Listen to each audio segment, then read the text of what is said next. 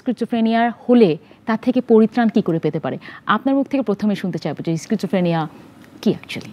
আচ্ছা, আসলে সিজোফ্রেনিয়া আমাদের একটা মানসিক রোগ। দুই ধরনের আমরা বলি সাধারণত, বিশেষ করে একটা বড় মানসিক রোগ, এটা বলি ছোট মানসিক রোগ, যেটাকে আমরা সহজ করতে বলি major and minor psychiatric illness. তো বড়টা বলতে আসলে বুঝি যেখানে রোগীরা আসলে নিজেদের রোগটাকে বুঝতে পারেন না, যে তার যে রোগাক্রান্ত হয়েছেন তার নিজেদের সমস্যাগুলোকে ধরতে পারেন না, এবং সেই কারণে তাদের আত্মীয় স্বজনরা সমস্যাগুলো ধরতে পারে এবং তাদেরকেই চিকিৎসায় নিয়ে আসতে হয়। তো এই বড় মানসিক রোগের মধ্যে আসলে আমাদের দুইটা মানসিক রোগ আছে, একটাকে বলি আমরা স্কিজোফ্রেনিয়া, আর একটাকে বলি আমরা বাইপোলার মুড ডিসঅর্ডার। আজকে ওয়ার্ল্ড সিজোফ্রেনিয়া অ্যাওয়ারনেস ডে। তো আজকের দিনে আমরা চাই যে আমাদের সিজোফ্রেনিয়া নিয়ে আমাদের যে মিসকনসেপশন আছে, ভুল ধারণা আছে, আমাদের এটা নিয়ে অনেক স্টিগমা আছে, আমরা লজ্জায় সাইকিয়াট্রিস্টের কাছে যাই না, লজ্জা পাই। কিন্তু এটা যেহেতু বড় মানসিক রোগ এবং এটা যেহেতু ক্ষতিকর প্রভাবটা অনেক বেশি, এবং বলা হয় ওয়ার্ল্ডের একটা ডিসেবিলিটির একটা 10th ডিসেবিলিটির কজ হচ্ছে সিজোফ্রেনিয়া। তাই এটা কিন্তু খুব গুরুত্বপূর্ণ একটা ফ্যাক্টর। তো কিন্তু আমরা যেহেতু মানসিক রোগ দিয়ে আমাদের মধ্যে অ্যাওয়ারনেসের ঘাটতি আছে, আমরা 100 জনের মধ্যে আমাদের বাংলাদেশে মাত্র 7 জন আমরা চিকিৎসায় আসি, 93 জনই কিন্তু আমরা মানসিক রোগের চিকিৎসায় আসি না। এটা বিভিন্ন ভুল কনসেপশন রয়েছে স্কিজোফ্রেনিয়া নিয়ে, সেটা নিয়ে আমরা কথা বলবো। বাট আমরা যদি একটু বাংলায় এক বাক্যে শুনতে চাই, এটা এই রোগটা হলে কি রকম ফিল করে? আসলে এটাতে বলা হয় আমাদের ব্যক্তিত্বের ধরনটা একটু ডিফারেন্ট টাইপের ব্যক্তিত্বের ধরন হয়। আমরা বলি স্প্লিটিং অফ মাইন্ড, মানে মনটা একটু ডিফারেন্ট টাইপের হয়ে যায়, যেখানে হয়তো এক মনের সাথে এক মনের আমাদের যে মিল থাকে, আমরা বুঝতে পারি আমরা কখন কি বলছি, কথা বলছি, কিন্তু এটাতে যেটা হয় রোগী কখন কি কথা বলছে রোগী হয়তো ভুলে যায়, রোগী বলতে পারে না। তো এই ক্ষেত্রে বললাম স্প্লিটিং, মানে ভাগ হয়ে যায়। এবং এই সিজোফ্রেনিয়া রোগে কিন্তু রোগীদের মধ্যে কখনো কানে গাইবি কথা শুনে তারা কানে বিভিন্ন জন কথা বলছে, তাকে নিয়ে হাসছে, তাকে নিয়ে উপহাস করছে, বা দেখা দূরে মানুষজন কথা বলছে, তার বিশ্বাস হয় যে তাকে নিয়ে তারা কথা বলছে, তাকে নিয়ে তারা বদনাম করছে, এবং তাকে নিয়ে ষড়যন্ত্র করছে, তার পিছনে মানুষজন হাঁটছে, তাকে ফলো করছে, বা দেখা যাচ্ছে তাকে ক্ষতি করতে যাচ্ছে। তো এরকম বিভিন্ন ধরনের তাদের উপসর্গগুলো আসে। এছাড়াও তাদের বিশ্বাস করে যে এরকম হবে, হ্যাঁ, তার বিশ্বাস, এটা তাদের বিশ্বাস, এবং এটা কিন্তু ডিলুশন বলি। যে ডিলুশন যখন আমরা বলি যে বিশ্বাস, কিন্তু এই বিশ্বাসের কোনো প্রমাণ নেই। আসলে আমার সাথে প্রতিটি বিশ্বাস কিন্তু প্রমাণ থাকে, যে আমাকে ক্ষতি করতে গেলে আমরা কিন্তু এভিডেন্স পাই, আমরা যে আমাকে কেন ক্ষতি করতে যাচ্ছে এর কোনো এক্সপ্লেনেশন আছে, মোটিভ আছে, কিন্তু এখানে রোগীদের কিন্তু কোনো এক্সপ্লেনেশন করতে পারে। তো মাঝে মাঝে আমরা যেটা শুনি, অনেকেই বলে, ইনফ্যাক্ট আমি কিছুদিন আগে আমি একটা ফ্রেন্ডের কাছে শুনেছি, তার ছোট ভাইয়ের কথা বলছিল, তারা যথেষ্ট মডার্ন, বাট তার ছোট ভাই মাঝে মাঝে কে যেন তাকে ডাকে শুনতে পায়, এবং রীতিমতো ওরা ভয় তো পেয়েছে এবং বিশ্বাস করেছে যে এই বাসায় কোনো ভূতের একটা আসর বা কিছু একটা আছে। এই যে মনে করেন আমি গ্রামের কথা, যারা একটু অন্যান্য অনেক মডার্ন টেকনোলজি থেকে একটু দূরে আছে, তাদের কথা বাদই দিলাম, শহরের মানুষজন যে বিশ্বাস করছে, যে তার মানে কি তারাও আমরা এখনও স্কিজোফ্রেনিয়া নিয়ে সেরকমভাবে সচেতন না? হ্যাঁ, এটা ঠিক। আমাদের সিজোফ্রেনিয়া যখন প্রাথমিকভাবে শুরু হয় তখন কিন্তু বেশিরভাগ রোগীদের ঘুমের সমস্যা এবং সামান্য কথাবার্তা অল্প দিয়ে শুরু হয়, এবং এটা মাঝে মধ্যে শুনে, সবসময় কিন্তু না। কিন্তু এটা যখন দিনকে দিন বাড়তে থাকে, একটা পর্যায়ে কিন্তু এই জিনিসগুলো অনেক ঘন ঘন শুনতে থাকে, সবসময় শুনতে থাকে, এবং দেখা যাচ্ছে ঘুমের সমস্যাটা বেড়ে যায়, তাদের অসংলগ্ন কথাবার্তা, অসংলগ্ন আচরণ, তার ড্রেস আপ করা, তার নিজের টেক কেয়ারগুলো সব কিছু কিন্তু এখানে ব্যাহত হয়, এবং মানুষের সাথে মেশার জায়গাটা কিন্তু তার ব্যাহত হয়। সে কিন্তু মানুষের মিশতে চায় না, লজ্জা পায় মানুষকে দেখলে, একা একা থাকে। তো এই জিনিসগুলো কিন্তু আমরা অনেক সময় বলি অটিজম লাইক সিমটম। অটিজমের বাচ্চারা যেমন মিশতে চায় না, চোখে চোখে তাকাতে চায় না, লজ্জা পায়, ঠিক এই সিজোফ্রেনিয়া যখন আক্রান্ত তাদের মধ্যে কিন্তু একই রকম উপসর্গ আসে। অ্যাকচুয়ালি বাইবর্ন হয়, তাই না? বা একটা বয়সের পর আমরা ডেভেলপমেন্টাল ডিসঅর্ডার বলি, জন্মগত ছোট বাচ্চা থেকে শুরু হয়, ছোট বাচ্চাতে, এবং ওটা বড় হওয়ার পর আমরা একটা বয়সের পর 2.5 বছর বা 3 বছর বুঝতে পারি। বাট এই যে স্কিজোফ্রেনিয়া, এটা তো আর জন্মগত না, এটা তো একটা যে কোনো বয়সে হতে পারে, যে কোনো বয়সে হতে পারে। তবে একটা সাধারণত বলি যে ছেলেদের বা মেয়েদের ক্ষেত্রে বয়সে একটু তারতম্য থাকে। ছেলেদের ক্ষেত্রে আমরা বলি সাধারণত 15 থেকে 25 বছরের মধ্যে সিজোফ্রেনিয়া বেশি হয়, আর মেয়েদের ক্ষেত্রে আমরা বলি 25 থেকে 35। কিন্তু যে কোনো বয়সে সিজোফ্রেনিয়া হতে পারে। তবে চাইল্ডহুড সিজোফ্রেনিয়া সাধারণত বলি যখন আমরা বলি যে 5 বছরের অ্যারাউন্ড তাদের হয়, আমরা বলি 10 বছরের কম বা 15 বছর কম যখন হয়, তখন আমরা বলি চাইল্ডহুড সিজোফ্রেনিয়া বলি। আর কিন্তু এই সিজোফ্রেনিয়ার ইমপ্রুভমেন্টটা একটু তুলনামূলক খারাপ অন্যান্য সিজোফ্রেনিয়ার থেকে। আমি একটু মেডিকেলের ভাষায় জানতে চাইবো যে কেন স্কিজোফ্রেনিয়া হয় বলে আপনারা ধারণা করছেন, বা আসলে সিজোফ্রেনিয়ার সম্পূর্ণ কারণ এখনো পর্যন্ত পৃথিবীতে এখন আবিষ্কৃত হয়নি। তবে কিছু কিছু জায়গায় বলা হচ্ছে বংশগত, ফ্যামিলিগত যদি কারো সিজোফ্রেনিয়া থেকে থাকে, তাদের মধ্যে যেমন প্রবণতা থাকে সিজোফ্রেনিয়া হওয়ার, তার সাথে আমরা বলি যে পরিবেশগত বিভিন্ন ব্যাপার আছে। আমাদের অনেক ক্ষেত্রে বলি কিছু জিন আছে, জিনগত ব্যাপার, যে আমাদের বংশগতির ধারক। এই জিনগুলো যখন মিউটেট হয়ে যায়, মিউটেট হওয়ার মাধ্যমে ব্রেনের বিভিন্ন কেমিক্যাল ইমব্যালেন্স হয়, যেটা আমরা বলি ডোপামিন, সেরোটোনিন, গাবা, এনএমডিএ রিসেপ্টরের বিভিন্ন সমস্যাগুলো হয়। এগুলোর কারণেই দেখা যাচ্ছে স্কিজোফ্রেনিয়া রোগটা হয়। তার মানে পরিবেশগত কিছু স্ট্রেসের সাথে এখানে কোনো সম্পর্ক আছে, যেগুলো তার মানসিক চাপের ক্ষেত্রে সম্পর্কিত। অ্যাবসলিউটলি। দর্শক, আমি আপনারা কতখানি জানেন জানি না, বাট আমি কিছু পড়াশোনা করার চেষ্টা করেছি যে ডোপামিন বা যে ধরনের হরমোনগুলো আমাদেরকে খুশি রাখতে, আমাদেরকে অ্যাকচুয়ালি যে ধরনের হরমোনগুলো আমাদের খুশি রাখতে সহায়তা করে, যে ধরনের হরমোন নিয়ে আমাদের কাজ করা উচিত, সেই ধরনের হরমোনগুলো নিয়ে মাঝে মাঝে যদি কোনো একটা ব্যত্যয় ঘটে, তাহলে হয়তো বা স্কিজোফ্রেনিয়া হতে পারে মাঝে মাঝে। সেটাই এতক্ষণ ডাক্তার চিরঞ্জীব বিশ্বাস আমাদেরকে বললেন। আমরা কথা বলবো আরও, বাট নিয়ে নিচ্ছি একটি ফোন। দর্শক, কে বলছেন, কোথা থেকে বলছেন? আম সরি, আপনারা আরেকবার চাইলে আপনি আমাদেরকে ফোন দিতে পারেন, আমরা আপনার ফোনের অপেক্ষায় থাকবো। আমরা যে কথা বলছিলাম যে এই যে জিনে ধরা, পরিধরা, খারাপ লাগা বাতাস, এই সবসময় কি এরকম হলে এটা কি স্কিজোফ্রেনিয়াই হবে, নাকি বায়োপোলারের সাথে এটার কোনো একটা সংযুক্ত বা সিঙ্ক আছে? আসলে আমরা যে বড় মানসিক রোগগুলো বলি, এই রোগগুলো একটা গুরুত্বপূর্ণ জায়গাটা হচ্ছে এখানে রোগী আমরা বলি যে হ্যালুসিনেশন হয়, কানে গায়েবী কথা শুনে বা চোখে বিভিন্ন কিছু দেখে বা বিভিন্ন টেস্ট পায়, কোনো অস্বাভাবিক কিছু আচরণগুলো তাদের মধ্যে থাকে। সে বাইপোলার থেকে সিজোফ্রেনিয়া থাকে, কিন্তু সিজোফ্রেনিয়ার আচরণগুলো একটু অন্যরকমই, একটু ডিসঅর্গানাইজ বলি, একটু উল্টাপাল্টা টাইপের। এই যে স্কিজোফ্রেনিয়া এটা যখন শুরু হয় তখন থেকে কি মূল মানে যখন সমস্যাটা অনেক বেড়ে যায়, এটার প্রাথমিক পর্যায় থেকে এই সমস্যা পর্যন্ত কতদিনের একটা গ্যাপ থাকে? সাধারণত আমরা বলি যে সিজোফ্রেনিয়ার সিমটমগুলো 6 মাসের বেশি ধরে থাকলেই আমরা সিজোফ্রেনিয়া কিন্তু বলি।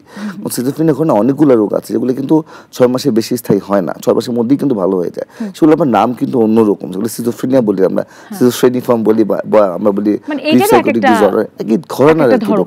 আমি আপনার কাছে একটু জানতে চাইবো যে এই যে আপনি বললেন সিজোফ্রেনিয়ার বিভিন্ন ধরন রয়েছে, এই ধরনগুলো কি একটা মানুষের যদি হয়, সে কখন বুঝবে তার কাছে যা ডক্টরের কাছে যেতে হবে? যে 6 মাসের মধ্যে, বা 6 মাসের মধ্যে কি ওষুধ না খেলেও কি ভালো হতে পারে, এরকম কি কোনো ব্যাপার রয়েছে, নাকি ওষুধ খেতেই হবে? আসলে সিজোফ্রেনিয়া আসলে ওষুধ ছাড়া ভালো হয় না। আমরা সেটা ব্রিফ সাইকোটিক বলি। ব্রিফ সাইকোটিক ডিসঅর্ডার মানে যেখানে এই হ্যালুসিনেশনগুলো হয় কিন্তু এটা 1 মাসের কম স্থায়ী, নিজে নিজে ঠিক হয়ে যায়, এগুলোকে আমরা বলি ব্রিফ সাইকোটিক ডিসঅর্ডার। কিন্তু এটি যখন 1 মাসের বেশি স্থায়ী হয়, 6 মাসের কম হয়, সেটাকে আমরা সিজোফ্রেনিফর্ম বলি। মানে সিমটমগুলো কিন্তু কাছাকাছি। সিজোফ্রেনিয়া কিন্তু 6 মাসের বেশি স্থায়ী হবে এবং এখানে কিন্তু ওষুধ কিন্তু খেতেই হবে, নাহলে কিন্তু সিমটমগুলো দিনকে দিন বাড়বে এবং দৈনন্দিন কাজকর্মে ব্যাহত হবে। যেটা আমি একটু আগে বললাম, সিজোফ্রেনিয়া রোগীরা কিন্তু নিজের সমস্যাগুলো ধরতে পারে না, বুঝতে পারে না, তারা কিন্তু ডাক্তারের কাছে যান না। তারা যদি কথা শুনেন, তাদের কাছে মনে হয় তো এলিয়েন তার কাছে কথা বলছে, হয়তো গাছ তার সাথে কথা বলছে, হয়তো তার সাথে পাখি কথা বলছে, তার সাথে সৃষ্টিকর্তা কথা বলছে, এগুলো কিন্তু সে মিস ইন্টারপ্রিট করে। অথবা সে রাস্তার ধারে দাঁড়িয়ে আছে, দূরে মানুষজন দাঁড়িয়ে আছে, তার কাছে মনে হবে যে হয়তো এখানে আশেপাশে কেউ যেহেতু নাই, ওই দূরে মানুষের কথাগুলো হয়তো আমি শুনছি, সে কিন্তু এটা এক্সপ্লেনেশন ব্যাখ্যা নিয়ে নেয়। তার মানে সে কিন্তু বুঝতে পারে না যে সেটা আসলে কানে গায়েবী কথাই শুনছে, তার কাছে মনে হয়তো আশেপাশের থেকেই কথাগুলো আসছে। আমি একটু প্র্যাকটিক্যাল বিষয়ে একটু যেতে চাই, যে যেটা আমরা আশেপাশে অনেক কিছু দেখি, তো ওই জায়গা থেকে আমি আপনাকে জিজ্ঞাসা করতে চাই, বায়োপোলারের একটা এক্সটেন্ডেড ভার্সনই কি এটা? না, বাইপোলার সম্পূর্ণ আলাদা একটা রোগ। বাইপোলার সিমটম এবং সিজোফ্রেনিয়া সম্পূর্ণ ভিন্ন, তো চিকিৎসা পদ্ধতিও সম্পূর্ণ ভিন্ন। তাহলে আমি বায়োপোলার নিয়ে এখন না যাই, আজকে সিজোফ্রেনিয়া নিয়ে থাকি। সেক্ষেত্রে আমি আপনাকে আর কয়েকটা বিষয় নিয়ে একটু জিজ্ঞাসা করতে চাই। এরকম কোনো ব্যাপার রয়েছে যে পুরুষ মানুষ বা মহিলারা বা বাচ্চারা সিজোফ্রেনিয়ায় বেশি আক্রান্ত হয়, এরকম কিছু কি আছে? আসলে পুরুষ মহিলা দেখা যাচ্ছে একই রকমই আক্রান্ত হয়। বিশ্বের কিছুদিন আগে ছিল হয়তো আমরা 1% বলতাম যে মানুষ 100 জনের মধ্যে একজন সাফার করে সিজোফ্রেনিয়াতে, কিন্তু এখন বলা হচ্ছে 330 জনে একজন সাফার করছে। তারপর সিজোফ্রেনিয়া রেটটা কিন্তু এখন তুলনায় কমে এসছে, আগের থেকে কমে এসছে। এই যে স্কিজোফ্রেনিয়া আগে থেকে কমে এসেছে, এটাকে আপনি কোনটার বাহবা দেবেন? মডার্ন টেকনোলজি, মডার্ন মেডিসিনের, নাকি আপনি বলবেন কি অ্যাম্বিয়েন্সের? আমি অবশ্যই এটা বলবো যে আমরা যেটাকে বলি যে কনসিকিউটিভ ম্যারেজ বা আত্মীয় স্বজনের মধ্যে বিয়ের জায়গাটা কিন্তু এখন অনেক কমে গেছে, যেটা 100 সময় বেশি ছিল। যখন আমি বললাম যে ফ্যামিলিগত যখন বিয়ের প্রবণতাগুলো ছিল, তখন কিন্তু ধরেন একজনের ফ্যামিলিতে সিজোফ্রেনিয়া আছে, তাদেরও সিজোফ্রেনিয়া আছে, অথচ সিমটম প্রকাশ হচ্ছে না, কিন্তু ঘুমন্ত আছে জিনটা। পরবর্তী যখন বিয়ে হলো, তখন তাদের সন্তানদের মধ্যে সিজোফ্রেনিয়ার রেটটা কিন্তু বেড়ে যাবে। তো সেই জায়গাটা কিন্তু এখন প্রবণতা কমে গেছে। এখন কিন্তু সাধারণত ফ্যামিলিগত বিয়ের প্রবণতা কিন্তু এখন তুলনামূলক অনেকটাই কম। আমরা যদি একটু কথা বলি যে স্কিজোফ্রেনিয়ার সাথে কি মাদকের কি কোনো সম্পর্ক আছে কিনা? খুবই গুরুত্বপূর্ণ প্রশ্ন করেছেন। আসলে দেখা যাচ্ছে যারা দীর্ঘদিন ক্যানাবিস বা গাঁজা সেবন করছেন, তাদের মধ্যে সিজোফ্রেনিয়ার ঝুঁকিটা অনেক বেশি। ইভেন যারা এখন ইদানিং আমরা বলছি যারা ইয়াবা নিচ্ছেন, আইস, যে জিনিসগুলো, এগুলো কিন্তু সিজোফ্রেনিয়ার ঝুঁকি বাড়িয়ে দেয়। কারণ প্রতিটা মাদকই স্টিমুলেটিং মাদক বলি আমরা, এখানে কিন্তু ডোপামিন লেভেল অনেক বেড়ে যায়। তো সিজোফ্রেনিয়ার মতো সেই কারণে অনেক ক্ষেত্রে দেখা যায় এদের এই সিমটমগুলো তৈরি হয় যে ডোপামিন বেড়ে যাওয়ার পরে একই রকমই সিজোফ্রেনিয়ার মতো। এই জন্য সিজোফ্রেনিয়ার উপসর্গ আসলে প্রথমে কিন্তু আমরা মাদকের টেস্টগুলো করে নিই, নিশ্চিত হই এখানে রোগী গাঁজা বা ইয়াবা নিচ্ছেন কিনা, তাহলে কিন্তু আমরা নিশ্চিত করা যায়। তাহলে মাদক নিলে তো একটা মানুষ তার নর্মাল স্টেট অফ মাইন্ডে থাকবে না, তো সেখান থেকে সে অনেক গায়েবী কথা শুনবে, আমার মনে হয় এটাই স্বাভাবিক। আমি হয়তো বা হাসির স্বরে বললাম, কিন্তু আসলে দর্শক, যখনই একটা মানুষ আপনি খেয়াল করে দেখবেন, যখন সে কোনো ড্রাগের সাথে আসক্ত রয়েছে, মাদকাসক্ত রয়েছে, তখন কিন্তু তার নর্মাল কোনো কিছু কিন্তু সে বুঝতে পারবে না। তখনই সে হয়তো বা এমন কিছু বলবে যেটার সাথে নর্মাল প্র্যাকটিক্যাল লাইফের কোনো সংযোগ নাই। তো এটা আমাদের জন্য খুবই ইম্পর্টেন্ট, আমাদের ফ্যামিলির জন্য, যে আমাদের ফ্যামিলি যেন কেউ মাদকের সাথে না জড়িত থাকে এবং তাদের অন্যান্য মানসিক সমস্যা রয়েছে কিনা। কারণ এরকম কি হতে পারে যে একটা মানসিক সমস্যার কারণে অন্যান্য মানসিক সমস্যা বা ফিজিক্যাল সমস্যা হতে পারে, এবং তার মধ্যে কি স্কিজোফ্রেনিয়া একটা হতে পারে? হ্যাঁ, সিজোফ্রেনিয়া রোগীদের ক্ষেত্রে মৃত্যুর ঝুঁকিটা অনেক বেশি, এবং যে দেখা যাচ্ছে গবেষণায় সিজোফ্রেনিয়া রোগীদের ক্ষেত্রে কিন্তু মাদকের প্রবণতাও বেশি, এবং সিজোফ্রেনিয়া রোগীদের মধ্যে আত্মহত্যার প্রবণতাও কিন্তু বেশি। আত্মহত্যার প্রবণতা এটা কেন? আসলে সিজোফ্রেনিয়া অনেকগুলো কারণে আত্মহত্যা করে। সিজোফ্রেনিয়া রোগীদের কিন্তু খুব মুড ফ্ল্যাকচুয়েট করে, এবং এই কারণে অনেক সময় বাইপোলার ডিসঅর্ডার থেকে সিজোফ্রেনিয়াকে পার্থক্য করে কিন্তু অনেক ক্ষেত্রে খুব কষ্টকর হয়ে যায়। সেই ক্ষেত্রে কিন্তু মুড ফ্ল্যাকচুয়েশনের কারণে কিন্তু রোগীদের প্রচণ্ড বিষণ্ণতার থেকে কিন্তু আত্মহত্যার ঝুঁকি যেমন আসে, ঠিক তেমন এইসব রোগীরা কিন্তু কানে গায়েবী কথা শুনে। অনেক ক্ষেত্রে অতিরিক্ত কানে গায়েবী কথার জন্য তার বিরক্ত হয়েও কিন্তু সুইসাইডের দিকে যান, বা অনেকের ক্ষেত্রে দেখা যায় এই কানে কানে তাদের কিন্তু ভয়েস কমান্ড করে, বলে তাদেরকে যে তুমি আত্মহত্যা করে বসো, তুমি জীবনে কিছুই করতে পারোনি, তোমাদের কিছুই হয়নি। ওই কমেন্ট জন্য অনেক সময় তারা কমেন্ট ফলো করে কিন্তু সুইসাইড করে বসতে পারে। এবং স্কিজোফ্রেনিয়ার সেক্ষেত্রে এই যে সুইসাইড করছে, এবং তার মানে সুইসাইড করার যে প্রবণতা, এবং এটা এই রোগ থেকে সৃষ্টি হচ্ছে, খুবই তো একটা, আমি বলবো, বড় একটা জিনিস আমাদের জন্য, অ্যাওয়ারনেস তৈরি করার জন্য। এবং আজকে তো স্কিজোফ্রেনিয়া ডে, যেটা আমরা প্রথমেই বলে নিয়েছি। তো সেখান থেকে আপনার কাছ থেকে জানতে চাইবো যে স্কিজোফ্রেনিয়া হলে সুস্থ হতে কতদিন লাগবে, বা আদেও ফুল সুস্থ হওয়া রেস্ট অফ দ্য লাইফের জন্য সম্ভব কিনা? প্রথম কথা হচ্ছে সিজোফ্রেনিয়া কিন্তু এখন অনেক আধুনিক ওষুধ চলে আসছে। একসময় দেখা যেত সিজোফ্রেনিয়া সুস্থ হওয়ার রাতগুলো কম ছিল, কিন্তু ইদানিং দেখা যাচ্ছে কিন্তু মেডিকেশন রোগীরা কিন্তু অনেক সুস্থ হয়ে যাচ্ছেন। তো আমি মনে করি নিয়মিত ওষুধ খাওয়া, ডাক্তারের সাথে পরামর্শ নেওয়া, ফলো আপ করা এবং কোর্স মোতাবেক ওষুধটা কমপ্লিট করা। আমাদের সিজোফ্রেনিয়া রোগীদের ক্ষেত্রে প্রথমে আমরা ভালো হওয়ার পর কিন্তু 2 বছর মিনিমাম ওষুধ কন্টিনিউ করতে হয়, পুরোপুরি সুস্থ হওয়ার পর থেকে 2 বছর, যেটা অনেক রোগীরা কিন্তু কন্টিনিউ করে না। বা অনেক ক্ষেত্রে আমরা মহিলাদের ক্ষেত্রে দেখি যে তারা একটু ভালো হয়ে গেলেই তাদের মধ্যে ফ্যামিলিকে বিয়ের দেওয়ার একটা প্রবণতা কাজ করে, এবং বাচ্চা নেওয়ার একটা প্রবণতা কাজ করে। আমরা অনেক রোগী পাই যে সিজোফ্রেনিয়া রোগটা এখন ভালো হয়ে গেছে, গার্জেন দ্রুত চাচ্ছে তাদের বাচ্চা নিয়ে নিতে। তো সেক্ষেত্রে দেখা যায় ওষুধটা বন্ধ করে ফেলার ফলে প্রেগনেন্সি আবার তার সিজোফ্রেনিয়া সিমটমগুলো কিন্তু ফেরত আসছে। তো কিন্তু তখন ম্যানেজ করা কিন্তু অনেক ক্ষেত্রে কষ্টকর হয়ে যায়, কারণ প্রেগনেন্সিতে কিন্তু প্রথম 3 মাস কোনো ওষুধই দেওয়া যায় না, তারপরেও যে ওষুধ দেওয়া যায় সেগুলো কিন্তু অতটা ভালো ওষুধ না। তো সেই ক্ষেত্রে কিন্তু এটা ম্যানেজ করা আমাদের জন্য খুব কষ্টকর। এবং আমরা যদি এরকম বলি, এটা কি আমরা কিছু নিউজ কিন্তু মাঝে মাঝে দেখেছি যে মা তার বাচ্চাকে মেরে ফেলেছে, এবং মাটা হয়তো বা মানসিকভাবে অসুস্থ ছিল, বাট মানসিকভাবে অ্যাকচুয়ালি কি অসুস্থ ছিল এটা তো আমরা নর্মাল মানুষরা এত কিছু জানি না। তো সেই ক্ষেত্রে কি যে স্কিজোফ্রেনিয়া আমার মনে হয় প্রধান একটা রোগ হতে পারে, বিকজ বিভিন্ন রকমের গায়েবী জিনিস শুনছে, বা সে চিন্তা করছে। যেমন আমার এখানে একজন সাইকিয়াট্রিস্ট একজন এসেছিল, সে বলছিল সে তার মা শুনতো যে তার বাচ্চা তাকে ক্ষতি করবে, মা শুনতো, এবং সেই কারণে মা একবার বাচ্চাকে মেরে ফেলেছে। তার মানে একটা জিনিস, দর্শক, আপনারা যদি আজকের কথাটা বুঝে থাকেন, যাকে চিরঞ্জীব বিশ্বাস ঠিক যেভাবে বললেন, একটা রোগীর যদি স্কিজোফ্রেনিয়া হয়ে থাকে এবং কোনো রকমে একটু সুস্থ হয়ে গেল, আপনার ওষুধ বন্ধ করে দিলেন, বিয়ে দিয়ে দিলেন, সে যদি ফিমেল হয়, তার একটা যদি বাচ্চা হয়, তখন আপনার ডেফিনেটলি ওষুধ তো বন্ধ করে দেবেই, মোটামুটি আপনি ভাববেন সুস্থ আছে। বাট সেই মায়ের আপনার যখনই একটা লং পিরিয়ড অফ টাইম, শুধু তো 9 মাস না, তারপর বাচ্চাকে যখন ব্রেস্ট ফিডিং করতে হয়, প্রায় 1.5-2 বছর যদি ওষুধ থেকে বঞ্চিত রাখা হয়, ওষুধ না দেওয়া হয়, তার কিন্তু স্কিজোফ্রেনিয়া আবার ফিরে আসতে পারে। এবং তখন কিন্তু শুধুমাত্র বাচ্চাটা ঝুঁকিতে পড়ে না, তারপর ফ্যামিলি, তারপর বিয়ে, শ্বশুরবাড়ি, বাবার বাড়ি, তো মানে একটা ছোট একটা জিনিস থেকে কত ভয়ঙ্কর যে পরিণতি হতে পারে। আমার মনে হয় এই কারণে যে অ্যাওয়ারনেস ডে ক্রিয়েট করা এবং সেখানে মানুষদেরকে জানানো আমার মনে হয় খুব গুরুত্বপূর্ণ। তো ভাই, এখান থেকে আপনার কাছ থেকে একটু জানতে চাইবো যে আমাদের এখানে বিশেষ করে আমি অনেক ফোন কল পাই, বা ডাক্তারদের সাথে যখন কথা হয়, তখন ডাক্তাররাও বলে যে রোগীরা সুস্থ হয়ে গিয়েছে, যে কোনো একটা মানসিক সমস্যা হোক, তারা কিন্তু ওষুধ খাচ্ছে, বাট ফলো আপটা কোনোভাবেই করছে না, এবং এই ফলো আপটা না করার ফলে 1 বছর 2 বছর পর আবার ফিরে আসছে। এবং তখন হয় কি, মাঝে মাঝে ডাক্তারকে দোষারোপ করে, মাঝে মাঝে ওষুধকে দোষারোপ করে। এটা নিয়ে আপনি কি বলতে চাচ্ছেন? না, আমাদের সাইকিয়াট্রিক প্রতিটা রোগী কিন্তু দীর্ঘস্থায়ী ওষুধ খেতে হবে, তবে এটা সব রোগীর ক্ষেত্রে যে সারা জীবন খেতে হবে তা না। অনেকে আমাদের রোগীরা কিন্তু নিয়মিত ওষুধ খান, তারা কিন্তু ফলো আপ করেন, তাদের ক্ষেত্রে কিন্তু দেখা যাচ্ছে একটা কোর্স কমপ্লিট করে ওষুধ বন্ধ করে দিচ্ছি, তখন কিন্তু রোগ আর ফেরত আসছেন না। তো আমি মনে করি এটা কিন্তু সম্পূর্ণটাই রোগীর এবং রোগীর গার্জিয়ানের দায়িত্ব। আমি সিজোফ্রেনিয়ার ক্ষেত্রে বারবার বলবো এটা কিন্তু রোগীর গার্জিয়ানের দায়িত্ব, কারণ রোগীরা কিন্তু এই রোগগুলো বুঝতে পারেন না।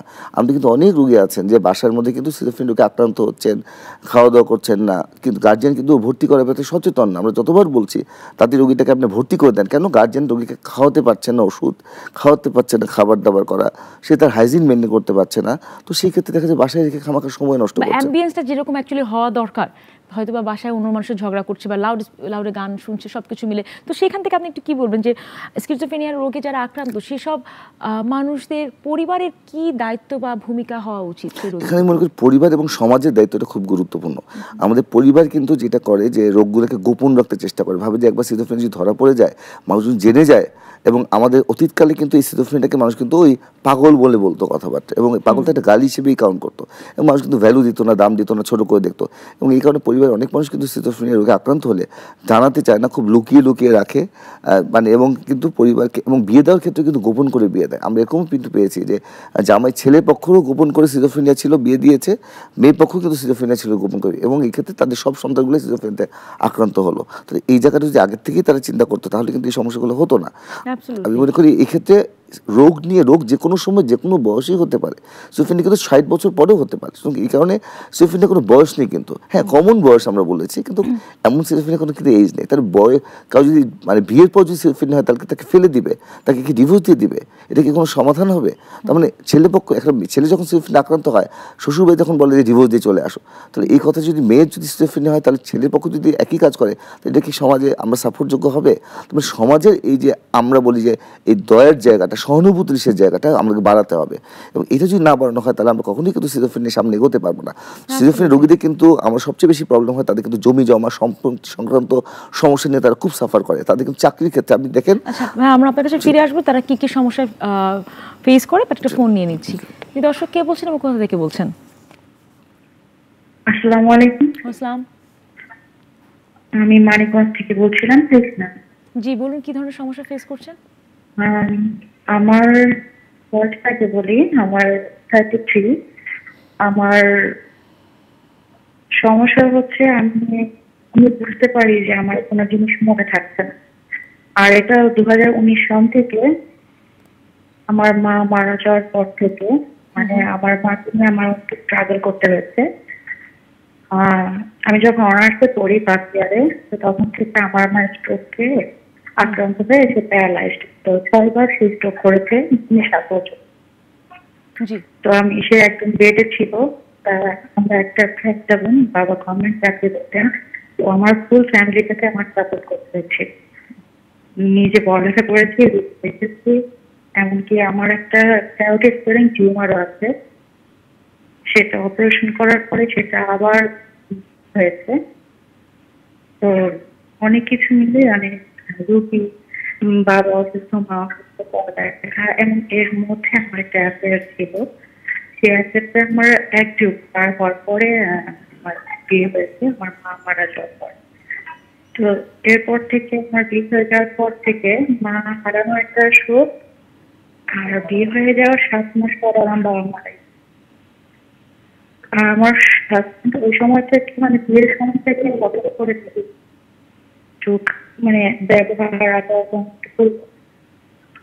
ব্যবহারের মানে ব্যবহার ঠিক আছে।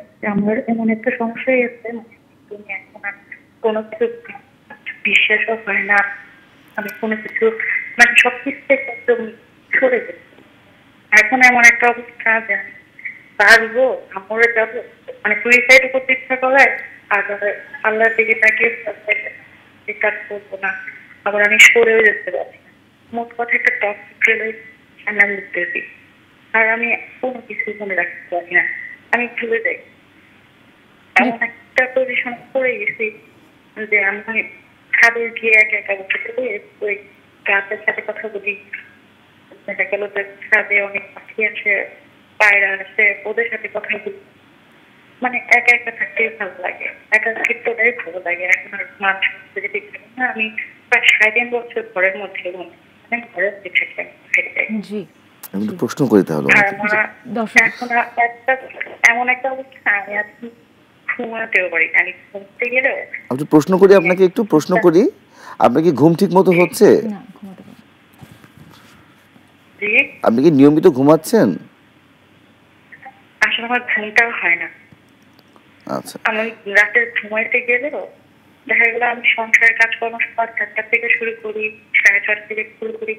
আপনি রাত কয়টা দিয়ে ঘুমোতে যাচ্ছেন? আমি ওই যে আমার হাজবেন্ড 11টার দিকে যদি বাসায় ফেরে, ও খাওয়া দাওয়া সবকিছু করতে করতে 2টা বাজে। 2টা বাজে। আপনি সকালে ঘুম থেকে উঠেন কয়টার দিকে? 7টা 7:30। আচ্ছা, আপনি কি আপনার মার মৃত্যু কি মেনে নিতে পেরেছেন এখনো পর্যন্ত? ঘুম বলতে আমার ঘুমটা 10:30টা। আমি ওই ঘুমটা হচ্ছে তন্দ্রা ছন্নঘুম, মানে আমি কানে সব শব্দ শুনতে পাই, কিন্তু আমার ঘুমটা রাইট একটা ঘুম হয়। আপনি কি আপনার মার মৃত্যুটাকে মেনে নিতে পেরেছেন? বুঝতে পারিনি। আপনার মার মৃত্যু কি মেনে নিতে পেরেছেন নাকি এটা এখনো মানতে পারেননি?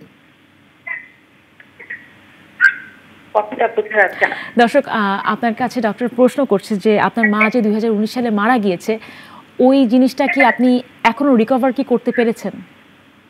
না, আসলে আমি কোনোটাই করতে পারিনি। আমার মা মারা যাওয়া আর মানে 1 বছরে, মানে আমার মা 19 এপ্রিলে মারা গেছে, আমার বিয়ে হয়েছে সেপ্টেম্বর 2020 সালের অক্টোবরে। জি। আর বাবা মারা গেছে হচ্ছে 21 আগস্টে। এই মাঝখানে যে একটা, এই বিয়ের পরে যে একটা হুট করে একটা বিয়ে, মানে কেন এখন এই মুহূর্তে বিয়ে হলো। আপনি কি কোনো দুশ্চিন্তা বা বিষণ্ণতায় সাফার করছেন? কোনো দুশ্চিন্তা বা বিষণ্ণতায় আক্রান্ত আছেন? হ্যাঁ, অবশ্যই। সেটা হচ্ছে কি, মানে আম্মু চলে যাওয়ার পর থেকে আসলে আমার কেউ নেই ওই দুনিয়াতে, তেমন আত্মীয় স্বজনও একটা অনেক দূরে দূরে থাকে। আমি মানে সবার সাথে কমিউনিকেশন গ্যাপটা অনেক বেশি। আমি নিজেও এই বিয়ের পর থেকে সবার সাথে কমিউনিকেশন গ্যাপটা দিয়ে গেছে। আর ওরা আমার শ্বশুরবাড়ি যোগাযোগটা করি। সো আপনি তার জন্য কি বলতে চান? তিনি মানিকগঞ্জ থেকে ফোন দিয়েছেন। জি, ওনার মা মারা গেছেন, তারপর ওনার বাবা মারা গেছেন এবং উনি এখনো মানতে পারছেন না জিনিসগুলা। এবং তার সাথে সাথে দেখা যাচ্ছে উনি ঘুমের সাইকেলটা একটু লেটে উনি ঘুমাতে যাচ্ছেন, ঘুমটাও পর্যাপ্ত হচ্ছে না এবং স্মৃতিশক্তির সমস্যা হচ্ছে, উনি কমপ্লেন করেছেন। তো যেটা হয়, আমরা বলি যে সবার তো মেন্টালিটি আসলে একরকম না, সবার মেনে নেওয়ার প্রবণতা একরকম না। তো আমরা বলি যারা একটু ভালনারেবল ব্যক্তিত্ব, যারা অল্পতে কষ্ট পেয়ে যান বেশি, তাদের কিন্তু আমরা আগের থেকেই সাইকোথেরাপির সবসময় পরামর্শ দিই যেন আপনি নিজেকে ম্যানেজ করতে পারেন, যে কোনো ট্রমা আসলে যেন আপনি ম্যানেজ করতে পারেন। সেক্ষেত্রে ওনার এই ট্রমাটা হয়ে গেছে, হয়তো উনি খুব সেন্সিটিভ ব্যক্তিত্বের, তো যেহেতু উনি কষ্ট পাচ্ছেন সেহেতু আমি সবসময় পরামর্শ দিব, যেহেতু এটাকে বললাম অ্যাডজাস্টমেন্ট ডিসঅর্ডার বলে, যেখানে উনি মানতে পারছেন না উনি মৃত্যুটা, সেই ক্ষেত্রে ওনার যেটা হচ্ছে যে কিছু ডিপ্রেশন, অ্যাংজাইটি সবই হচ্ছে এবং এখানে সাথে কিছু বলি অ্যামনেশিয়া, এই যে মানসিক কারণে যখন রোগীদের স্মৃতিশক্তি সমস্যা হয় সেটাকে আমরা অ্যামনেশিয়া বলি। তো ওই অ্যামনেশিয়া হচ্ছে এবং এটা কিন্তু রিভার্সেবল, ঠিক হয়, ওষুধ খেলে সাইকোথেরাপি দিলে তাহলে ঠিক হয়ে যাবে। এখানে যদি উনি একজন সাইকোলজিস্টের আন্ডারে থেকে যদি রিল্যাক্সেশন থেরাপি নেন এবং আমরা কগনিটিভ বিহেভিয়ার থেরাপি বলি, এটা কিন্তু মানুষের অ্যাকসেপ্টেন্সের জায়গাগুলো, তার থট প্রসেসগুলোকে রিস্ট্রাকচার করে অ্যাকসেপ্টেন্স প্রসিডিউরটা বাড়িয়ে দেয়।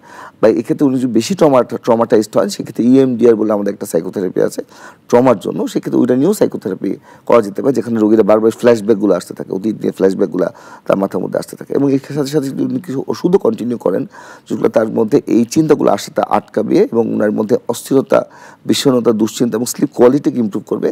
তবে এই ক্ষেত্রে খালি এটা হলেও হবে না, ওনাকে একটা হেলদি লাইফস্টাইলও মেনটেন করতে হবে। উনি রাত 2টায় যদি ঘুমোতে যান আর যদি মনে করেন যে ওনার ঘুমটা পর্যাপ্ত হবে, কখনোই সম্ভব না। আমি সবসময় বলি রাত 11টার মধ্যে বিছানায় চলে যাওয়ার প্রবণতা তৈরি করা, তাহলে আপনি সকাল 6টা-7টার মধ্যে ঘুম থেকে উঠে আপনার পর্যাপ্ত ঘুম হবে এবং ঘুমের কোয়ালিটিটাও মেনটেন হবে। আমরা ঘুমের জায়গায় কিন্তু খালি ঘুমের সময়টাকে গুরুত্ব দেই না, যে 8 ঘন্টায় ঘুমোতে হবে তা না, ঘুমের কন্টিনিউটিটা, মানে টানা ঘুম হচ্ছে কিনা, বারবার ঘুম ভাঙছে কিনা, সেটাও যেমন গুরুত্বপূর্ণ, ঠিক সেরকম আপনার ঘুমের মধ্যে গভীর ঘুমের পরিমাণটা অবশ্যই 3 ভাগ হতে হবে, হালকা ঘুমের পরিমাণ 1 ভাগ হতে হবে, যেটাকে আমরা নন র্যাপিডাই বা র্যাপিডাই বলি। র্যাপিডাই হতে হবে মাত্র 1 ভাগ, নন র্যাপিডাই হতে হবে 3 ভাগ। সেটা যদি মেনটেন না হয়, দুশ্চিন্তার কারণে, বিষণ্ণতার কারণে, তাহলে কিন্তু আপনার ঘুমের সেই স্যাটিসফ্যাকশনটা আসবে। অ্যাবসলিউটলি। এবং আপনি যেটা বললেন 11টার মধ্যে ঘুমাতে যেতে হবে, এটা অ্যাকচুয়ালি আমার কাছে মনে হয় লাক্সারি। মানে এখন চেষ্টা করি বাট হয় না, এবং অ্যাকচুয়ালি সবার পরিবেশ, ফ্যামিলি ইচ্ছা করলেও পেরে ওঠা যায় না। স্পেশালি আমাদের দেশের প্রেক্ষাপটে যারা মহিলারা রয়েছে, যারা কাজ করে আসে, হাজব্যান্ড কাজ করে আসে, সকালবেলা বাচ্চার খাওয়া দাওয়া রেডি করা, হাজব্যান্ডের কাজ সব কিছু রেডি করে দেওয়া, এখনও আমাদের দেশের, I am sorry that you are a male person, but আমাদের দেশের প্রেক্ষাপটে এরকম জায়গা তৈরি হয়নি যে সব কিছু মহিলারা আর পুরুষ মানুষ 50-50 করবে, মহিলাদের উপর ভারটা এখন অনেক বেশি। যাই হোক দর্শক, ডাক্তার চিরঞ্জীব বিশ্বাস সুন্দর করে আপনাকে বলেছেন আপনার কী কী করতে হবে, বাট আমি আপনাকে বলতে চাইবো এত কিছু আমি নট আ সাইকোলজিস্ট বা সাইকিয়াট্রিস্ট, বাট আমি একজন মানুষ হিসেবে আপনাকে বলতে চাইবো, আমার বয়স আপনার বয়স কাছাকাছি হবে 33 বছর আপনি বলেছেন, তো সেখান থেকে আমি বলতে চাইবো যে পৃথিবীতে অনেক সময় অনেক কিছু আসে যেটা অ্যাডজাস্ট করা মেনে নিতে কষ্ট হয়, বাট আপনার মেনে নিতে হবে, আপনার জন্য মেনে নিতে হবে। আর আমার মনে হয় সেলফলেসলি সবচেয়ে বেশি নিজেকে আগে ভালোবাসতে হবে। নিজেকে ভালোবাসলেই আপনি আরেকজনকে ভালোবাসতে পারবেন, এবং নিজেকে তখনই ভালোবাসতে পারবেন যখন আপনি আপনার খাওয়া দাওয়াটা কন্টিনিউ করবেন। পৃথিবীতে যত কিছুই হোক না কেন, লাক্সারি হলেও আপনার 11টা থেকে 7টা পর্যন্ত 8 ঘন্টা চেষ্টা করবেন ঘুমানোর, এবং তার বাকিটা ভাইয়া আছে, উনি আজকে সুন্দর করে আপনাকে বুঝিয়ে বলেছেন। আপনার জন্য প্রার্থনা থাকলো, ভালো থাকবেন। এবং আমাদের এই সময় আমরা আরেকটা ফোন নিয়ে নিচ্ছি। জি দর্শক, কে বলছেন এবং কোথা থেকে বলছেন? জি ম্যাডাম, আসসালামু আলাইকুম। ওয়া ইসলাম। জি, কি ধরনের সমস্যা ফেস করছেন এবং কোথা থেকে বলছেন? জি, আমি গাজীপুর থেকে। জি বলুন, কি ধরনের সমস্যা ফেস করছেন? আমার মেয়ে 2024 সালে পরীক্ষার্থী, এইচএসসি। আচ্ছা, এইচএসসি পরীক্ষার্থী। জি, আপনার মেয়ে পাশ থেকে বলেছে। জি জি, এখন ও 9-এ থাকতে একটা ব্রেকআপ হয়। তারপরে কিছুদিন অসুস্থ হয়ে পড়ে মানসিকভাবে। তো কতদিন ওষুধ খাওয়াইছি ওরে, তো ওইখান থেকে ফিরে আসার পরে আবার ইন্টার পরীক্ষা দিবে, তার কিছুদিন আগে থেকে আবার একটা সমস্যা হয়। মানে আবার একটা রিলেশনে জড়ানোর পরে আবার ওইখান থেকে চলে আসে। আচ্ছা, এবং আবার ওই সমস্যাটা আবার হচ্ছে। খালি জি, পরপর ও ডিপ্রেশনে চলে যায়। জি, তো এখন আমাদের কি করণীয়? মানে মেজর ডিপ্রেশনে চলে যায়, ওষুধ খায়, 15-20 দিন ওষুধ খায়, আবার অসুস্থ হয়ে যায়। যদিও ডাক্তার চিরঞ্জীব বিশ্বাস রয়েছেন, উনি আপনার সাথে কথা বলবেন, বাট আমি একটা জিনিস জানতে চাই, ওষুধটা কি আপনারা নিজেই খান নাকি ডাক্তারের পরামর্শে খান? জি না, ডাক্তারের পরামর্শে খাইছে। এখন আবার আরেকজনকে দেখাইছি, প্রফেসর দেওয়ান আব্দুর রহিম। জি, তো উনি যে ওষুধগুলি দিচ্ছে, উনি বলছে প্যানিক অ্যাটাকের সমস্যা। তো বলছে 3 মাস ওষুধ খাওয়াইতে। জি, কিন্তু ওষুধ খাওয়াইতেছি, এর মধ্যে আবারও একটু নেগেটিভ কোনো কথা শুনলে ও সাথে সাথে অসুস্থ হয়ে যায়। জি, জি। ডাক্তার, আপনি কি কিছু জিজ্ঞাসা করতে চান কিনা? না, আমি আর কিছু জিজ্ঞেস করবো না। আমি এখন আমার মেয়ের সম্পর্কে জানতে চাইতেছি, কিভাবে থাকলে, কিভাবে পরামর্শ পাইলে আমরা ভালো রাখতে পারি। জি, ধন্যবাদ দর্শক, এবং আপনাকে অনেক অনেক ধন্যবাদ যে আপনি আপনার মেয়ের এই ব্যাপার নিয়ে ফোন দিয়েছেন। এখনকার প্যারেন্টসরা যে অনেক সচেতন আপনার ফোন দিয়েই বোঝা যাচ্ছে। আপনি আমাদের সাথেই থাকুন, ডাক্তার রয়েছেন আমাদের সাথে, আপনাকে এখনই পরামর্শ দেবেন। জি, থ্যাংক ইউ। তো উনি যেটা বললেন যে ওনার মেয়ে কিন্তু টিনেজার বয়সে আছে। টিনেজার বয়সটা কিন্তু ইমোশনাল বয়স। আর অনেকের ক্ষেত্রে কিন্তু বিভিন্ন ক্ষেত্রে যে আমরা রিজেকশন সহ্য করা, তারপর যে ব্রেকডাউন সহ্য করা, ফেইল সহ্য করা, এগুলো সবার পক্ষে কিন্তু পসিবল না। তো ওনার মেয়ে যেহেতু একবার রিলেশন করেছে, আমরা বারবার বলি যে রিলেশনশিপটা কীভাবে ডেভেলপ করতে হয় এই সম্বন্ধে আমাদের কিন্তু খুব বেশি সচেতন না। তো রিলেশন কীভাবে হেলদি বানাতে হয়, কীভাবে রিলেশনটার ক্ষেত্রে সামনে কীভাবে এগোতে হয়, এই জিনিসগুলো বেশিরভাগ কিন্তু জানেন না। বেশিরভাগ ক্ষেত্রে ইমোশনাল হয়ে রিলেশন জড়িয়ে যান, এবং অনেক ক্ষেত্রে দেখা যাচ্ছে যে রিলেশনগুলো পরবর্তীতে টেকসই হয় না। তো এই জায়গার জন্য আমরা বারবার বলি যে টিনেজার লাইফে যে কোনো রিলেশন করতে গেলে চিন্তা ভাবনা করে সামনে এগোনো, ধৈর্য ধরা, এবং ফ্যামিলিকে ইনফর্ম করে সামনে ক্যারিয়ারটাকে সাথে সাথে পরবর্তীতে এগোনো। এখন রিলেশনটা যখন তৈরি হয় তখন দেখা যাবে তার একাডেমিক লেখাপড়া থাকে, সব কিছুই থাকে, তখন সব কিছু মিলে কিন্তু ম্যানেজ করা পসিবল হয় না। একটা যে রিলেশন করে সে দেখবে মোবাইলে বেশি অ্যাটাচ থাকছে, সে বেশি মোবাইলে চ্যাট করছে, বেশিক্ষণ ফোনে কথা বলছে। এই অবস্থায় সে আজকাল কিন্তু লেখাপড়ার যে চাপ কিন্তু মেনটেন করা ডিফিকাল্ট। পরবর্তী যখন তার পড়ালেখার চাপ তৈরি হচ্ছে, যখন সে পারছে না, আবার যখন রিলেশন ব্রেকডাউন হচ্ছে তখন কিন্তু পড়াশোনার সমস্যা হচ্ছে। তো আমি মনে করি এই জায়গায় ওনার যে দায়িত্বটা হবে, রিলেশন তৈরি করার আগে অবশ্যই তার মেয়েকে নিয়ে একটু সাইকোথেরাপিতে বসা। আমরা যখনই দেখি ক্রাইসিস সিচুয়েশন হয় তখনই খালি সবাই আসেন, কিন্তু প্রিভেনশনের জায়গাটা খুবই গুরুত্বপূর্ণ। আমি মনে করি ওনার মেয়ের যে এই যে মেনে নেওয়ার প্রবণতাগুলো আছে এটা কিন্তু ছোটোবেলা থেকেই ছিল, তো মাও জানেন এই জিনিসগুলো।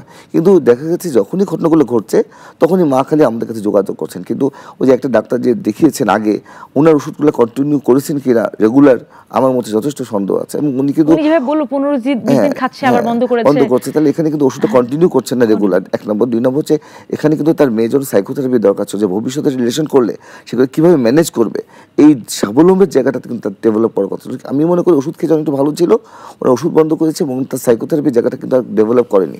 এখন আবার তার যখন রিলেশন ব্রেকডাউন হচ্ছে, এখন তার যখন আবার ক্রাইসিস সিচুয়েশন ডেভেলপ করেছে, তখন তারা ওনারা যোগাযোগ করছে। এইভাবে কিন্তু একটা প্রবলেমের সলিউশন কখনোই সম্ভব না। এখানে গার্জিয়ান যেমন ক্রাইসিস সিচুয়েশনে খালি ডিল করছে, এখানে হলে হবে না। গার্জিয়ানকে সব দিকেই তাকে ডিল করতে হবে, যেখানে তার মেয়ের ব্যক্তিত্বের জায়গাটা, তার ক্রাইসিস জায়গাটা। তার মানে এখন উনাকে একটা সাইকিয়াট্রিস্ট বা সাইকোলজিস্টের কাছে নিয়ে যেতে হবে। এই যে না বলাটা সে মানতে পারছে না, সেটা নিয়ে আগে কাজ করতে হবে। সেক্ষেত্রে রিলেশন থাকুক আর না থাকুক, আমি ঠিক বললাম? অবশ্যই এখানে তার রিলেশনটা আসলে ভবিষ্যতে সে আরো রিলেশন ভাঙবে কিনা আমরা জানি না, এবং রিলেশনটা গুরুত্বপূর্ণ না। আমার কথা হচ্ছে কোনো ক্রাইসিস সিচুয়েশন ফেল করাটা, আজকের দিনে জিপিএফআই মানতে পারেন না, ফেল করা মানতে পারেন না। ফিরে আসবো, একটা ফোন নিয়ে আবার ফিরে আসি। জি জি, দর্শক কে বলছেন এবং কোথা থেকে বলছেন? হ্যালো হ্যালো, আসসালামু আলাইকুম। আসসালাম। জি, দর্শক কে বলছেন? আমি জেসমিন বলছিলাম নওগাঁ থেকে। জি বলুন, কি ধরনের সমস্যা ফেস করছেন? আমার বেবি দুইটা, আমার বয়স 38 বছর, আমার ছোট বেবির বয়স হচ্ছে 1.5 বছর। তো আমার এখন এরকম হচ্ছে যে খুব বেশি রাগ, মানে এত বেশি রাগ হচ্ছে যে মনে হচ্ছে বাচ্চাকে মারতে মারতে মনে হচ্ছে আমি ওকে ফোন করে ফেলবো, কিন্তু আমার রাগ শেষ হচ্ছে না। এটা কি আসলে মানসিক রোগ? জি। আপনার রাগ কি আগেও ছিল নাকি ইদানিং রাগ হচ্ছে? দর্শক আমাদের সাথে কি আছেন, শুনতে পাচ্ছেন? জি জি, আপনার কি রাগ আগেও ছিল নাকি ইদানিং এরকম বাচ্চা হওয়ার পরে এরকম হচ্ছে? মানে এই যে 1.5 বছর বাচ্চা, যেটা এই দ্বিতীয় খিদারের পর এটা বেশি হয়েছে। রাগের কোনো রাগ এরকম রাগ ছিল না। জি। পারিপার্শ্বিক কোনো কারণ এর সাথে জড়িত আছে? পারিপার্শ্বিক কোনো সমস্যা, কোনো ফ্রাস্ট্রেশনের কারণ এখানে জড়িত আছে নাকি কোনো কারণ ছাড়াই হচ্ছে? আসলে আমি একটা জব করি, এনজিওতে জব করি, আমি ক্যাশিয়ার কাজ করি। হ্যাঁ, এখন ওইটার জন্য এটা ইফেক্ট হচ্ছে কিনা বলতে পারছি না। জবের শিডিউল কয়টা থেকে কয়টা পর্যন্ত আপনার? রাত জাগতে হয়? দর্শক শুনতে পাচ্ছেন? আমার জবটা, জি, আমার জবটা সকাল 8:15 থেকে শুরু হয় একদম 6টা পর্যন্ত। আপনি কি পর্যাপ্ত রেস্ট পান? আমার পরিবারের সম্পূর্ণ কাজই করতে হয়। আপনি কি পর্যাপ্ত রেস্ট পান? আপনি কি মনে করছেন আপনি যেই পরিমাণ কাজ করছেন? দর্শক, আপনি কি পর্যাপ্ত কি আপনি রেস্ট পান? মানে আপনি বিশ্রাম নিতে পারেন? আমার তো মনে হয় না পারেন। দুইটা বাচ্চা আছে, পরিবারের সব কাজ করতে হয়, তারপর ডাক্তার জিজ্ঞাসা করছে। জি, এটাই মনে হয় মূল প্রবলেম, কারণ আমি বিশ্রাম নিতে পারি না, সারা রাতই আমার বাচ্চা আমাকে জ্বালায়। জি, বুঝতে পেরেছি। পিসিওএসের কথা বললে অনেক টিউমার থাকে, যেগুলো হরমোন সিক্রেটিং টিউমার, ওতে কিন্তু মানুষের মুড ফ্ল্যাকচুয়েট করে। তো সেক্ষেত্রে ইমোশনাল জায়গাটা কিন্তু সবার একরকম না যেহেতু।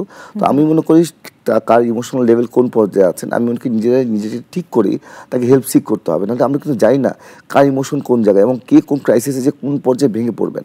সেখানে আমি মনে করি নিজের থেকেই, বিদেশি যেটা হয়, তাদের পার্সোনালিটি অ্যানালাইসিস কিন্তু তারা নিজেরাই করে থাকেন, এবং তখন কিন্তু তারা দেখেন তো কোন পার্সোনালিটি কোন জায়গাটা ভালো, কোন জায়গাটা উইক, তারা কিন্তু ওই জায়গায় তারা হেল্প নেন, এবং তারা কিন্তু সাইকোলজিস্টের সাথে নিয়মিত বসেন, সেশন করেন, এবং এখানে যদি মেডিকেশন দরকার হয় তাহলে কিন্তু মেডিকেশন নিতে কার্পণ্য বোধ করেন না।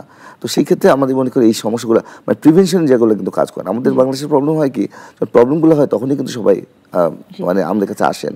তো এই যে আমি যদি ভুল না করে থাকি, উনি মানিকগঞ্জ থেকে ফোন দিয়েছেন। মানিকগঞ্জের আশেপাশে কোনো মেডিকেল কলেজে আপনি কি উনাকে যেতে রেফার করবেন কিনা? মানিকগঞ্জের আশেপাশে মেডিকেল কলেজ তো কম নেই। ঢাকা মেডিকেল বা আমাদের উত্তরায় আমরা উত্তর মহিলা মেডিকেল আছে, উত্তরের দিকে বাংলা আধুনিক মেডিকেল আছে, অনেক মেডিকেল ওনা চাইলে কিন্তু আসতে পারেন। তো দর্শক, ক্রাইসিস আমরা মানিকগঞ্জ থেকে যিনি বলছিলেন তার জন্য বলতে চাই যে আপনি ডাক্তার যেভাবে বলেন, এখানে যে কোনো আপনি মেডিকেল কলেজে আসতে পারেন এবং সাইকিয়াট্রিস্টের সাথে কথা বলতে পারেন, এবং ক্রাইসিস মোমেন্ট ডিল করা আপনার শিখতে হবে। আপনার নিজেকে বাঁচার জন্য নিজেকে ভালোবাসবেন। আমাদের সাথে আরেকটা ফোন আছে, ফোন নিয়ে নিচ্ছি। কে বলছেন দর্শক, কোথা থেকে বলছেন? হ্যাঁ, আমি গোপালগঞ্জ থেকে বলছি। জি বলুন, কি ধরনের সমস্যা ফেস করছেন? হ্যাঁ, বলতে যে অল্প কথাতেই খুব রাগী হয়ে যাই, এটা আমার প্রবলেম। এটা আমার প্রবলেম জন্য আমি বলতেছি যে কিছু বলার আগে আমি রাগ হয়ে যাই। আপনার রাগটা কি বংশগত? আপনার রাগটা কি বংশগত নাকি আপনার ইদানিং হচ্ছে রাগটা? না, এটা বংশগত না। আমার আব্বু সরকারি চাকরি করতো, কিন্তু তার রাগ ছিল না। কিন্তু আমাদের ভাই বেড়াদের আমার খুব রাগ। আপনি কোন দীর্ঘস্থায়ী কোনো রোগ আছে, শারীরিক রোগ বা মানসিক কোনো রোগ, দুশ্চিন্তা, বিষণ্ণতা বা ডায়াবেটিস, হরমোনের কোনো রোগ আছে কি, থাইরয়েডের কোনো সমস্যা? না, তেমন কোনো রোগ নেই, আমি সুস্থ। আমি অনার্স পড়তাম, কিন্তু পড়ার ভিতরে আমি বিদেশে গেছিলাম। তো 3 বছর থাকার পর দেশে আইছি। তো বিদেশে ঠিকই ছিলাম, টাকা মারও গেছে, মানে চলে গেছে আর কি, যেগুলো পাইনি। তখন রাগ ছিল না থেকে এরকমটাই বেশি হচ্ছে। তখন রাগ ছিল না, এখন রাগ হচ্ছে। অল্প কথাতেই রাগ হচ্ছে, সে আব্বু হোক আর আম্মু হোক, যেই বলুক। আপনি এখন কোনো কাজকর্ম করছেন, কিছু কাজ করছেন, জব করছেন? হ্যাঁ, কাজ করছে, আমাদের জমি আছে অনেকগুলো। জব কেমন করতে পারছেন, কাজগুলো কেমন করতে পারছেন, মনোযোগ কেমন দিতে পারছেন, কাজ করতে উৎসাহ কেমন লাগছে আপনার? বলতে চাচ্ছি যে একটি কাজ বেশিক্ষণ করতে পারছি না, তার আগেই রাগ হচ্ছে, ধৈর্য দেখতেছে না মোট কথা। মন কেমন থাকে আপনার, হাসি খুশি থাকে সবসময়? হ্যাঁ। রাতে ঘুম কেমন হচ্ছে? ঘুম হচ্ছে না, বলতে গেলে মাঝরাতেই উঠে যাচ্ছে। কি বলতে চান ডাক্তার ওনার জন্য? আসলে রাগের তো বুঝছেন অনেকগুলো কারণ থাকে। আমরা সাধারণত বলি যখন মানুষ বিষণ্ণ থাকে, বিষণ্ণতা একটা উপসর্গ কিন্তু রাগ বা খিটখিটে ভাব। তারপর আমরা যারা সূচিবাহী আচরণ থাকে, আমরা বলি ব্যক্তিত্ব, খুঁতখুঁতে ব্যক্তিত্ব, তাদের মধ্যে রাগের প্রবণতা থাকে, বংশগত যে জিনিসগুলো আসে। কারণ কিন্তু পরিবেশ পরিস্থিতি, উনি কিন্তু একটা ট্রমাটাইজ একটা ঘটনা ঘটেছেন, বিদেশ থেকে চলে এসেছেন, উনি কিন্তু এখন এই জায়গায় আছেন। তো এটাও কিন্তু একটা কারণ, লাইফে যদি আমি কোনো গোল অ্যাচিভ করতে না পারি, সেই ফ্রাস্ট্রেশন থেকেও কিন্তু আমাদের মধ্যে রাগের প্রবণতাগুলো কাজ করে।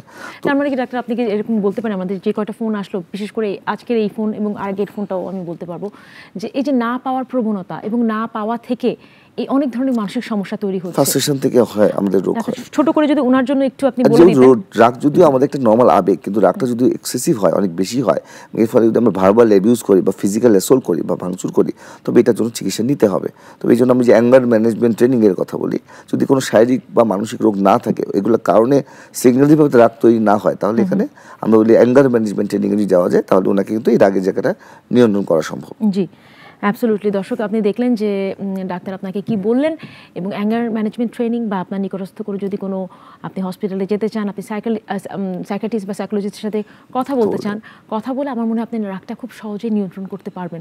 খুব খারাপ পর্যায়ে যাওয়ার আগেই আমার মনে হয় আপনার অবশ্যই ডাক্তারের কাছে শরণাপন্ন হওয়া উচিত। ডাক্তার, আমাদের কাছে আরেকটা ফোন এসেছিল নওগাঁ থেকে, জেসমিন, তিনি ফোন দিয়েছিলেন।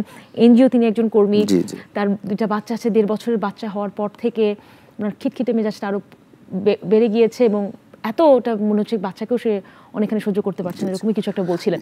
এর কি পোস্টপার্টাম কোনো একটা? পোস্টপার্টাম তো আমরা বলি সাধারণত বাচ্চা জন্মের পরেই শুরু হয়, সাধারণত 7 দিন থেকে 10 দিন পরেই শুরু হয়। তো যেহেতু 1.5 বছর হয়ে গেছে, এটা আমরা পারছি না। তবে যেটা আমরা বলি যে বাচ্চা হওয়ার পর যেটা হয় কি, ব্রেস্ট ফিডিং মাদার যাদের আছে, তাদের প্রোল্যাকটিন লেভেল, প্রোল্যাকটিন সিক্রেশন হয়। প্রোল্যাকটিনের কারণে কিন্তু মানুষের মেজাজ একটু খিটখিটে থাকতে পারে। আর 2 নম্বর কারণ হচ্ছে ওনার কিন্তু ওয়ার্কলোড অনেক বেশি, প্রায় 10 ঘন্টা ওনার কিন্তু চাকরির সময়। এই দীর্ঘক্ষণ চাকরির সময় কিন্তু একটা মানুষের জন্য একটি স্ট্রেস। বিশেষ করে আমরা বলি যে পুরুষের তুলনায় মহিলাদের কিন্তু এই সেম কাতারে চিন্তা করলে চলবে না। পুরুষের শারীরিক ক্ষমতা এবং মহিলাদের শারীরিক ক্ষমতা কিন্তু একরকম না। তার সাথে উনি একটা কিন্তু যোগ করলেন যে উনি কিন্তু বাচ্চার জন্য রাতে ঘুমাতেও পারছেন না। তো রাতে আপনি যদি না ঘুমাতে পারেন, আপনি মেজর জিনিস মিস করে গিয়েছেন, তার ওনার সব কাজ ওনার নিজের একার করতে হচ্ছে। এটা ওয়ার্কলোডটা ওনার বেশি, 1 নম্বর 10 ঘন্টা কাজ, তারপর ওয়ার্কলোড বেশি, তারপর উনি আবার রাতে ঘুমাতেও পারছেন না। তো সব মিলে আসলে ওনার এই জায়গাগুলো তৈরি হচ্ছে। এখন হয়তো উনি ওনার কাজের লোডগুলো হয়তো কাউকে যদি দিতে পারেন, তাহলে ওনার কাজের লোডটা একটু কমে যাবে। অফিসের জায়গা থেকে ওনাকে বলতে হবে যে হয়তো এত ঘন্টা, আমরা যেটা না বলার কথা বলি, অ্যাসার্টিভ বিহেভিয়ার ট্রেনিং বলি, যে আপনি পারছেন না, আপনাকে না বলতে হবে। আপনি না বলে ধৈর্য করে যান, তাহলে কিন্তু এটা আপনার নর্মাল বিহেভিয়ারের ক্ষেত্রে কিন্তু প্রভাব ফেলবে।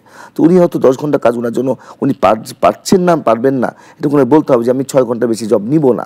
আমি যে এনজিও আমাকে 6 ঘন্টা জব করবে সেখানে আমি নিব। কারণ সবার শরীর ক্যাপাবিলিটি কিন্তু একরকম না। কেউ হয়তো 10 ঘন্টায় পারবেন, কেউ হয়তো 6 ঘন্টায় পারবেন।